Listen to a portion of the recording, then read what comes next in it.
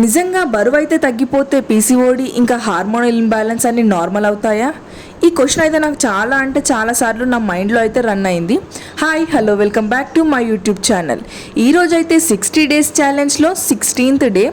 చాలామంది అంటున్నారు only weight అయితే లాస్ అవుతే మనకున్న ప్రాబ్లం అయితే సొల్యూషన్ దొరకదు. మనం ఎప్పుడైతే ఫ్యాట్ లాస్ అవుతూనే మజిల్ బిల్డ్ చేస్తామో అప్పుడే మనకు ఈ హార్మోనల్ ఇన్బ్యాలెన్స్ ఇంకా పీసీఓడి అనేవి కూడా నార్మల్ అవుతాయి అనేసి చెప్తున్నారు. ఇది ఎంతవరకు కరెక్ట్ అనేది నాకైతే అస్సలు కూడా నాకు ఐడియా లేదు. నేనైతే ఇవన్నీ కూడా ChatGPT హెల్ప్ తీసుకొని ఇంకా కొన్ని వీడియోస్ యూట్యూబ్లో చూసి స్టార్ట్ చేశాను.